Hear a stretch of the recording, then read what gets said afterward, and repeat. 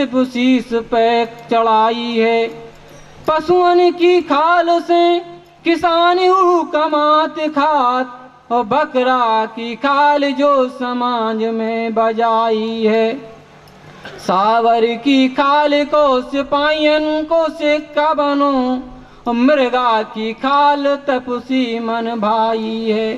गेड़ा की खाल को सहारो लेत सूरमा, और मानुष की खाल काज काऊ के नाई है। मानुष की खाल काज काऊ के नाई है। इसलिए बंधुओं, मानुष की खाल किसी काम में नहीं आती है। किसी ने कहा अब तेरी चाम काम नहीं आवे हुआ है। उसने घास को तोड़ा, घास की छोटी सी गुजी बनाई और गुजी बना करके उस पर रख दिया और उसके ऊपर अंटी रख दी, तो वो वहां पर रुक गई। तो कहने का मतलब तात्पर्य यह था कि उसकी गुड़ की कीमत थी, इसलिए कहा कि मनुष्य के गुड़ की कीमत होती है। कबीर साहब जी कहते हैं, सकलो दुर्मत दूर कर अच्छा जन्म बनाओ, और काग गौन गच्छाण के हंस गौन चले आओ। कबीर साहब जी कहते हैं, भाइयों जो तुम्हारे अंदर दुर्बुद्धि है उस बुद्धि को आप दूर करो और अच्छा जन्म उत्तम जन्म बनाओ। और उत्तम जन्म केवल मानव जन्म होता है। इस मानव जन्म की भूमि प्रशंसा, जितने भी संसार में महापुरुष आए हैं, हर महापुरुषों ने इस मानव जीवन को श्रेष्ठ माना है। लेकिन ये मानव जीवन जब श्रेष्ठ है, मानस मानस सभी कहावा, मानस बुद्ध कोई बिरले पावा। मानस बुद्ध बिरले संसारा, और जानेगा कोई जानन हारा।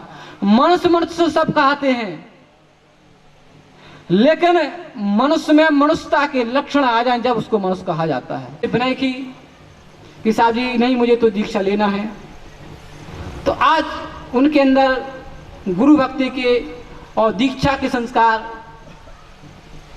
उनके लिए आज संत गुरुओं ने दिया है। अब मेरा समय भी पूरा होने जा रहा है। गुरु की बगिया में गुल खिलते रहेंगे, गुरु की बगिया में गुल खिलते रहेंगे। अवसर मिला तो फिर मिलते रहेंगे। इतना कह करके मैं संत समाज की, भक्त समाज की, ये संत सम्राट सदगुरु कबीर साहब की जय। ये थे हमारे भगवत।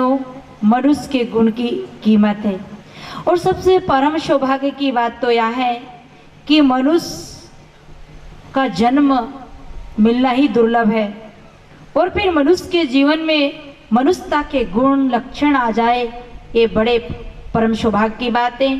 कहा है मानुष तन सदगुरु मिलन, मानुष तन सदगुरु मिलन, मोक्षो इच्छा होय, दुर्लभ तीनों। बोलिए श्री सदगुरुदेव की, संत समाज की, नगर वासियों की जय, आज के आनंद की जय। ध्यान मूलम गुरुरमूर्ति, पूजा मूलम गुरुपदम, मंत्रमूलं गुरोर्वाक्यं, मोक्षमूलं गुरुकृपा। बंदो श्री गुरुपद कमल, हरण विघ्न त्रयताप, जन्म मरण कलिमल हरण, करन्नाश पाप। इस महत उत्सव में उपस्थित वंदनीय संत समाज, धर्म परमार्थ प्रेमी भक्त सज्जन श्रोतागण, अतिथिजनों, भक्ति और शक्ति की स्रोत श्रद्धामयी माता एवं बहनें, बड़े सौभाग्य की बात है जो आज हम बहन पुष्पा जी के गुरु दीक्षा महोत्सव में यहाँ उपस्थित हैं और संत महापुरुषों के दर्शन और उनके सत्संग का लाभ ले रहे हैं। कभी कभी लोग कहा करते हैं हम खेती करेंगे तो अनाज मिलेगा, बिजनेस व्यापार करेंगे तो धन मिलेगा, नौकरी करेंगे तो वेतन मिलेगी। पर ये सत्संग संत गुरुजनों से हमें क्या मिलता है, या गुरु से हमें क्या मिलता है? बहुत लोगों के मन में ये प्रश्न उठता है, वास्तव में हम इस चीज में विचार करें, संत गुरुजनों से हमें ज्ञान मिलता है और हमें ज्ञान से ही सद्विचार उत्पन्न होता है और सद्विचार से जो भी कर्म होता है उसका नाम है सत्कर्म, और सत्कर्म से सुख मिलता है। इसलिए संत गुरुजनों से हमें बहुत बड़ी चीज मिलती है। हमारे सुख के साधन 3 हैं जो सब लोग जुटाते हैं। सबसे पहले धन, दूसरे नंबर में परिवार और तीसरे नंबर में समाज। आप धन इकट्ठा करते हैं ताकि हम खाएं पिएं लगाएं जीवन सुखी हो। फिर हम परिवार बढ़ाते हैं ताकि परिवार से हमें सहयोग मिले। तीसरे नंबर में हम समाज से संपर्क साधते हैं ताकि समाज से प्रतिष्ठा और सहयोग मिले। और हमको ये तीनों चीज मिल जाए, धन भी मिल जाए, परिवार भी मिल जाए और समाज भी मिल जाए, परंतु धन, परिवार और समाज को चलाने का तरीका ज्ञान और समझदारी ना हो तो सारी चीज मिल जाने पर भी आदमी अपने जीवन में सही सुखी नहीं हो सकता। इसलिए हमें संत गुरुजनों से क्या मिलता है? हमें जो जीवन मिला है, हमें जो वस्तु मिली है, उस वस्तु को चलाने का तरीका मिलता है। इसलिए गुरु करना पड़ता है, संतों का संग करना पड़ता है और सत्संग करना पड़ता है। अभी अभी हमारी साध्वी जी बता रही थी, रावण को सब कुछ उपलब्ध था, धन भी था, विद्या भी थी, बुद्धिमान था, सारी कला कौशल का ज्ञाता था, पर एक चीज उसके पास नहीं थी। वो कौन नहीं थी? वो सदाचार के देवता सदगुरु नहीं थे और सदगुरु के द्वारा सदाचार का ज्ञान नहीं था, इसलिए सारी चीज उसकी निरर्थक हो गई। इसलिए हमें संत गुरुजनों का, सदगुरुजनों का आधार लेना पड़ता है। प्राचीन इतिहास उठा करके आप देखिए, बड़े बड़े महापुरुषों ने भी संत गुरुजनों का आधार लिया था। भगवान श्री रामचंद्र जी के पिता महाराज दशरथ, वो भी अपने दरबार में गुरु वशिष्ठ आदि महापुरुषों को रखते थे। जो भी समस्याएं उनके जीवन में आती और उन समस्याओं का हल और समाधान गुरुजनों के द्वारा कराते थे। और भी सीता के पिता महाराज जनक, वो अपने दरबार में गुरुजन और बड़े बड़े विद्वान महापुरुषों का आधार लेते थे। जो भी समस्याएं उनके जीवन में आती, उन समस्याओं का हल और समाधान वो उनसे करवा लेते थे। और भी इतिहास में आता है कि राजा भोज के दरबार में कालिदास ऐसे विद्वान पंडित और गुरुजन रहते थे। जो भी उनके जीवन में समस्या आई, वो समस्याओं का हल और समाधान उन गुरुजनों और विद्वानों के द्वारा मिलता था। इसी प्रकार से कौरव और पांडवों के दरबार में भी विदुर जी महाराज गुरु के रूप में थे और वो उनको सही दिशा देते थे। उनकी दिशा, उनकी नीति को कौरवों ने नहीं माना, उनका बंटाढार हो गया, और उनकी नीति, उनकी दिशा को पांडवों ने माना, उनका उद्धार और कल्याण हुआ। इसलिए गुरुजनों की, सदगुरुजनों की, संतों की और सत्संग की हमें परम आवश्यकता है। साध्वी जी ये भी बता रही थी कि हमारे 2 जन्म होते हैं। एक जन्म होता शरीर का, जो माता और पिता के द्वारा होता है, पर हमारा शरीर का जन्म हो जाए, परंतु गुरु का ज्ञान के द्वारा हमें ज्ञान ना हो, गुरु के द्वारा ज्ञान का जन्म होता है। और यदि हमें ज्ञान ना हो, समझदारी ना हो, तो शरीर प्राप्त करने के बाद भी ज्ञान और समझदारी के आधार पर, अभाव पर आदमी आज दुखी और अशांत है, परेशान है। इसलिए गुरुजनों की हमें परम आवश्यकता है। कितने लोगों की मान्यताएं हैं कि गुरु किसको बनाना। बहुत से लोग कहते कि नहीं, अपना जाति का ही गुरु होना चाहिए। कोई कहता कि नहीं, ब्राह्मण को ही गुरु बनाना चाहिए। परंतु हमारे शास्त्र कहते हैं गुरु वही होता है, किसी भी जाति का हो, किसी भी समाज का हो, जिसके पास ज्ञान हो, विवेक हो, समझदारी हो और जो शिष्य को सही दिशा देता हो। प्राचीन इतिहासों में उदाहरण मिलता है कि जब और दयानंद सरस्वती को मन में इच्छा हुई कि मैं अध्यात्म का गुरु बनाऊं, जो मुझे अध्यात्म का ज्ञान दे, आत्म तत्व का ज्ञान दे, मेरे जीवन में सुख शांति प्राप्त और महातत्व का ज्ञान दे। लोगों से वो कहा करते थे कि मैं गुरु बनाना चाहता हूं, किसको गुरु बनाऊं, किसको गुरु करूं, गुरु कैसा चाहिए। मैं बताने जा रहा हूं कि गुरु का रूप नहीं देखा जाता, गुरु की जाति नहीं देखी जाती, गुरु का धन नहीं देखा जाता, गुरु का वैभव नहीं देखा जाता, उसका ज्ञान देखा जाता है। इस प्रकार से वो कह रहे थे कि मुझे गुरु बनाना है, मैं किसको गुरु बनाऊं।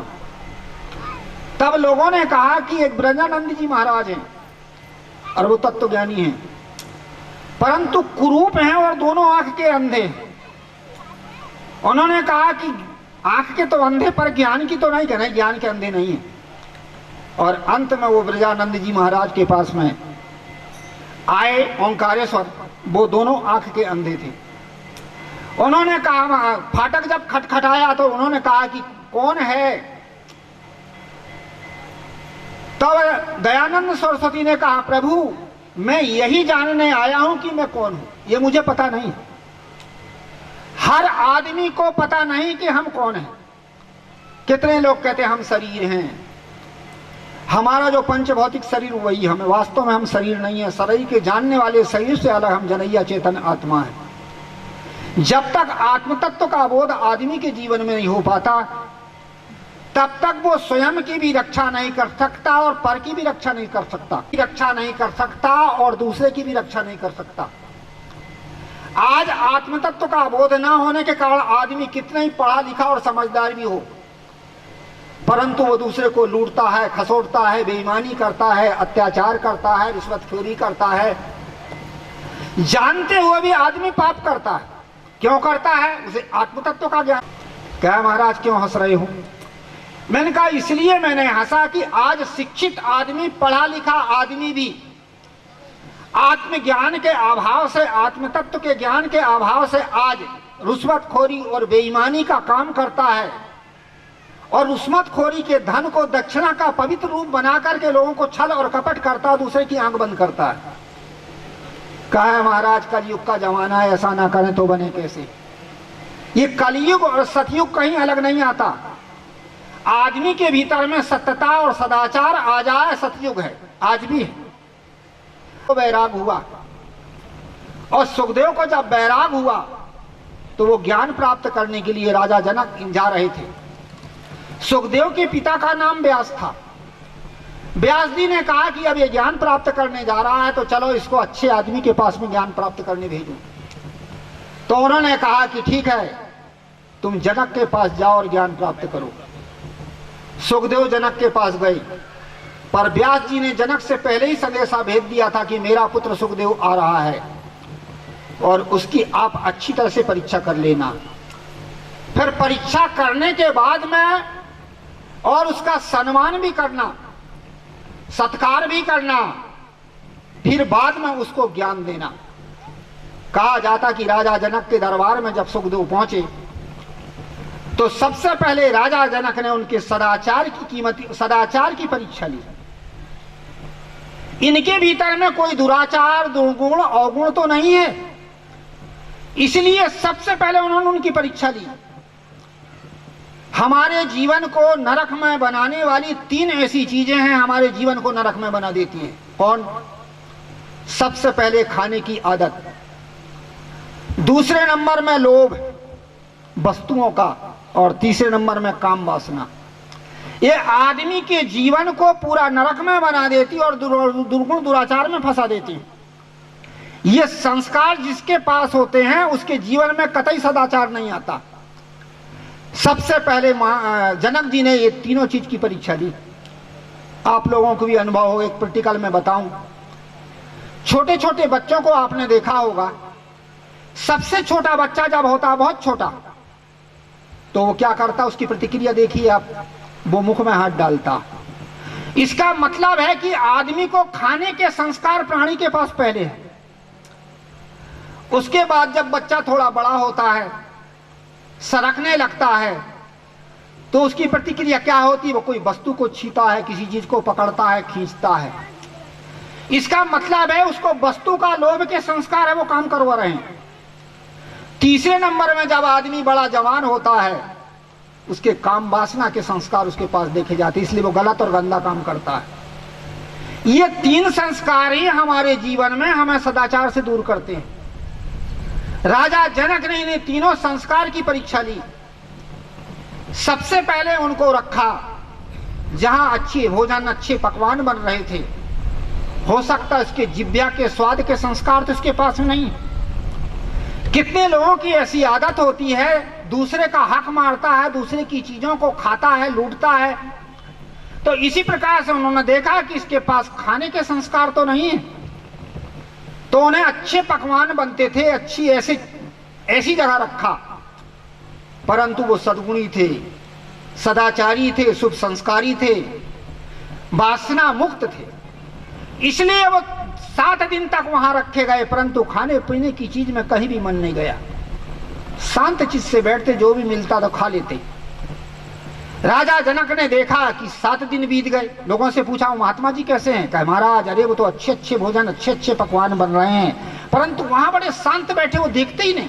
क्या ओहो, इसने जिह्वा को जीता, पहला सूत्र इसने पार कर गया, इसने जिह्वा को जीता है।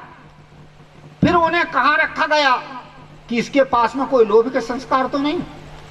जहां हीरे मोती खजाना अच्छे अच्छे रत्न थे, ऐसी जगह रखा गया।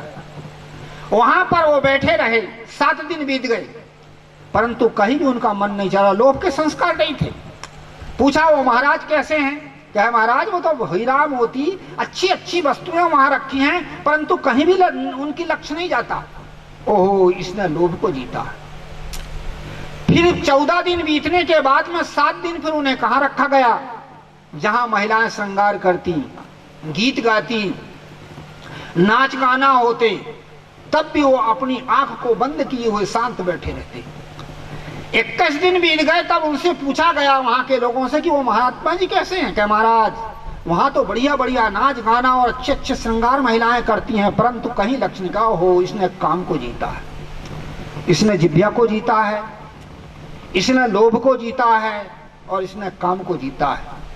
इसलिए ये सदाचारी पुरुष है, त्यागी है, वैरागमान है, विरक्त है, इसलिए सदाचार की पूजा होती है। उन्होंने उसकी पूजा की है, सुखदेव की। बड़े बड़े विद्वान महापुरुष थे, बड़े बड़े विद्वानों ने कहा, महाराज मानव में, सब प्राणियों में मानव श्रेष्ठ है, इसलिए आप मानव हैं और श्रेष्ठ हैं। समाज में वृद्ध श्रेष्ठ होता है, इसलिए आप वृद्ध हैं, श्रेष्ठ हैं। और जो है मनुष्य में राजा श्रेष्ठ होता है, इसलिए आप राजा हैं और श्रेष्ठ हैं। विद्वान में आत्मज्ञानी श्रेष्ठ होता है, इसलिए आप विद्वान और आत्मज्ञानी हैं। इसलिए सभी तरह से आप श्रेष्ठ हैं, पर इस बालक की पूजा आप क्यों कर रहे हैं? तब राजा जनक ने बड़ा सुंदर उत्तर दिया। उन्होंने कहा कि मैं इसके और शरीर की पूजा नहीं कर रहा हूं, इसके ज्ञान की पूजा कर रहा हूं, इसके गुण की पूजा कर रहा हूं, इसके सदाचार की पूजा कर रहा हूं। कहानी का तात्पर्य है कि संसार में पूज्य, श्रेष्ठ और सर्वमान क्या होता है? सद्गुण और सदाचार। इसलिए हमारे जीवन में सद्गुण और सदाचार की परम आवश्यकता है। और ये कब संभव है? जब हमें गुरुजनों और संतों का आधार मिले, संतों का सत्संग मिले, गुरुजनों के द्वारा ज्ञान मिले। इसलिए हमें गुरु करने की जरूरत है। संतों के द्वारा, गुरुजनों के द्वारा जो ज्ञान मिलता है, जो ज्ञान के संस्कार हमारे हृदय में होते हैं, और विपत्ति और दुख आने पर भी ज्ञान के संस्कार हमको जागृत होकर के संभाल देते हैं। जब जीवन में दुख आता है, जब जीवन में कष्ट आता है, जब जीवन में विपरीत अवस्था आती है, आदमी घबरा जाता, परेशान होता, क्या करूं, कैसे करूं। और ऐसी स्थिति में यदि उसके पास विवेक जाग जाए, विवेक जाग जाने पर वो अपने आप को संभाल लेता है और संभल जाता है। इसलिए हमारा गुरु कौन है? साधु गुरु संत महापुरुषों के द्वारा जो दिया हुआ ज्ञान है वो हमारे हृदय में विराजमान, वही तो हमारा गुरु है। और विपत्ति आने पर, दुख आने पर, कष्ट आने पर, कलेश आने पर वह विवेक जागृत हो जाता है और हमको कठिन से कठिन परिस्थिति और समस्याओं से बचा लेता है। इसका नाम है प्रति उत्पन्नमति। जब दुख आता है, विपरीत अवस्था आती है, तो हमारे पास विवेक नहीं जागता, क्या करूं, कैसे करूं। और जिसके पास ज्ञान होता है, विवेक होता है, संतों का संग से ज्ञान परिपुष्ट है, झटपट ज्ञान आ जाता और ज्ञान उसको बचा देता। एक बार मैं अपने गुरुजी से कह रहा था, गुरुजी आपका शरीर है तब तक हमारे गुरु, जिस दिन शरीर नहीं रहेगा आपका तो उस समय हम किसके आधार पर रहेंगे। गुरु ने बड़ी सुंदर बात बताई थी, वो आपको और हमारे काम लायक की चीज। उन्होंने कहा था कि जो मैंने तेरे को ज्ञान दिया है और तेरे भीतर जो ज्ञान भावना बनी वही तो तेरा गुरु है। विपरीत अवस्था आने पर वो तेरा ज्ञान, तेरा विवेक ही तेरे को बचाएगा, वही सच्चा गुरु है।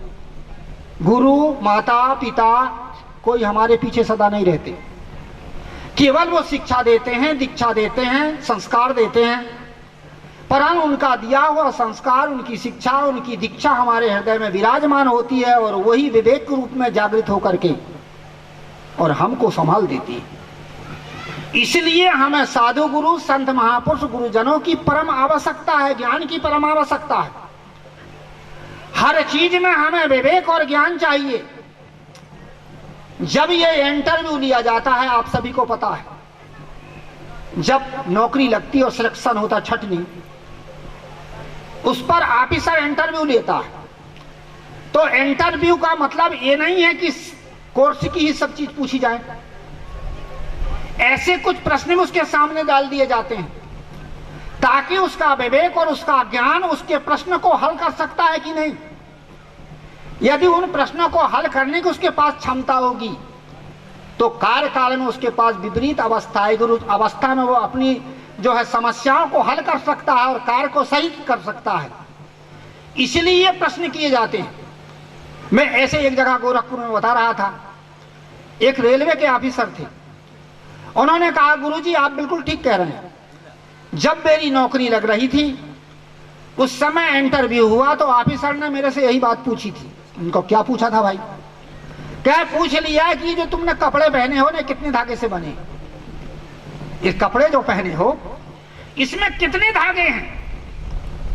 मैंने कहा भाई क्या उत्तर दिए? कहे महाराज पहले तो घबरा गया कि क्या उत्तर दूं, पर झटपट मेरे पास विवेक आया और विवेक ने मुझे संभाल दिया और मैंने उत्तर दे दिया कि सर ये जो गमछा मैंने गले में डाला ये केवल 2 धागे से बना है, एक आड़ा और एक खड़ा, और ये पैंट और शर्ट जो पहना हूं ये 3 धागे से बने, आड़े खड़े से कपड़ा और तीसरा धागा से सिया गया। क्या गुरुजी पास हो गया? कहानी का तात्पर्य है, विपरीत अवस्था जब हमारे जीवन में आती है और हमारे पास यदि ज्ञान है, विवेक है गुरुजनों का, वो ज्ञान और विवेक ही तो हमको संभालता, और संभालता कौन है? मैंने एक संत से एक उदाहरण सुना था, बड़ा अच्छा लगा मुझे वो उदाहरण। कभी कभी मैं उस उदाहरण को बताया करता हूं। 3 महिलाएं कहीं चली जा रही थी। जब वो तीनों महिलाएं जब चली जा रही थी तो रास्ते में जंगल पड़ा। जंगल जब पड़ा तो वहां बहुत सारे डाकू बैठे थे। डाकुओं ने तीनों महिलाओं को पकड़ लिया और कहा, बहन इस समय तुम बड़ी विपरीत अवस्था में हो, बड़े संकट में हो, क्योंकि हम डाकू हैं और बहुत सारे डाकू हैं। ऐसी स्थिति में हम तुम्हारे धन को भी हरण कर सकते हैं जो जेवर गहने पहनी हो, और तुम्हारी इज्जत को भी बर्बाद कर सकते हैं, और तुम्हारी जान को भी खत्म कर सकते हैं। ये 3 समस्या तुम्हारे पास में है। अब ऐसी स्थिति में तुम कैसे करोगी? इन समस्याओं को कैसे हल करोगी? कैसे अपना बचाव करोगी? वो तीनों महिलाओं में कौन कौन थी? एक रजोगुणी, एक तमोगुणी, एक सतोगुणी। आदमी के पास जैसे गुण होते हैं, जैसे स्वभाव होते हैं, वैसे संस्कार होते, उसी प्रकार से अपनी समस्या हल करता है। पहली महिला रजोगुणी थी और वो जाति की वेश्या थी। जिस आदमी के पास जो गुण होते हैं, जो स्वभाव होते हैं, वैसे तो समस्या हल करता है। उसने कहा भैया मेरी समस्या हल हो जाएगी, मैं जात की वेश्या हूं, मैं सबको अपना पति मान लूंगी। चोरों ने कहा बहन तुम अपने धर्म को बर्बाद करके और अपने समस्या को हल किया तो क्या किया। दूसरी महिला से पूछा बहन तू बता अपनी समस्या कैसे हल करेगी। वो दूसरी महिला तमोगुणी प्रवृत्ति की थी, तामसी प्रवृत्ति की थी। उसने कहा भैया मेरी समस्या हल हो जाएगी कैसे, क्या मैं पतिव्रता नारी हूं, अच्छे कुल की हूं, मैं अपनी आत्महत्या करके अपनी समस्या को हल कर सकती हूं। चोरों ने कहा बहन तू अपने शरीर को ही बर्बाद करके, अपने जीवन को बर्बाद करके समस्या हल किया तो क्या किया। कितने ऐसे लोग होते हैं जिनके जीवन में दुख आता, विपत्ति आती, नर हो चाहे नारी हो, जहर खा के मरते हैं, फांसी लगा के मरते हैं, क्या क्या कर। क्यों ऐसे मरते हैं? इसीलिए कि उनके पास समझदारी और विवेक नहीं है, तामस प्रवृत्ति है, इसलिए अपनी जान को खत्म करके जीवन को बर्बाद करते हैं। तो इसलिए उसने कहा कि मैं अपनी समस्या को हल कर लूंगी, आत्महत्या कर लूंगी। चोरों ने कहा बहन तू अपने शरीर को बर्बाद करके, अपने जीवन को बर्बाद करके क्या समस्या हल किया। तीसरी महिला थी जो सतोगुणी और ज्ञानी थी। मैं बता रहा था कि जिसके पास सात्विक विचार होता है, सत्संग होता है, ज्ञान होता है, गुरुजनों का आधार होता है, वो विवेक से अपनी समस्या को हल करता है, छल से नहीं और अनेक प्रकार के अपराध करके नहीं, न्याय और निर्णय से समस्या को हल करता है, विवेक से हल करता है। वह महिला ज्ञानी थी, समझदारी थी, विवेकी थी। विवेकी के पास ज्ञान होता है, समझदारी होती है, विपरीत अवस्था में अपने को संभालता है। उससे पूछा गया बहन तू बता अपनी समस्या कैसे हल करेगी। वो ब्रह्मचारिणी थी। उन्होंने कहा भैया मेरी समस्या हल हो जाएगी कैसे। क्या मेरी समस्या मेरे भाई हल करेंगे। क्या तेरे भाई कौन है। क्या देखो संसार में दो चीज, एक प्रकृति और एक पुरुष। प्रकृति रूप में नारी हूं और पुरुष रूप तुम पुरुष हो, इसलिए जन्म की दृष्टि से भाई और बहन है। इसलिए मेरी रक्षा मेरे भाई ही करेंगे, सब मेरे भाई हो, मेरी रक्षा मेरे भाई करेंगे, आप ही मेरे रक्षा करेंगे, मैं सबको अपना भाई बना लूंगी। चोरों का हृदय भी दहल गया और झटपट है, गजब की महिला है यार। उसके पैर छुआ और पैर छू करके उसको बहुत सारी दक्षिणा दे करके उसको जो है विदाई किया। कहानी का तात्पर्य है हमारे पास में जैसे जैसे विचार होते हैं उसी प्रकार से हम समस्याएं हल करते हैं। हमारे पास सात्विक विचार है, हम सात्विकता से समस्या को हल करके जीवन को सुखी बना लेते हैं। हमारे पास राजसी विचार है, हम छल कपट और बेईमानी से समस्या को हल करते हैं। हमारे पास तामसी विचार है, हम नाना प्रकार के तमोगुण से मार के, काट के, लूट के, परेशान करके समस्या हल करते हैं। परंतु हमारे जीवन की सही समस्या तभी हल होती है जब हमारे पास सद्गुण और सदाचार हो। सहयोग, सेवा और सहायता और सद्गुण सदाचार से हम अपने जीवन की समस्या को हल कर सकते हैं। कहानी का तात्पर्य हमें गुरु की आवश्यकता क्यों पड़ती है, इसलिए आवश्यकता पड़ती है कि हमारे पास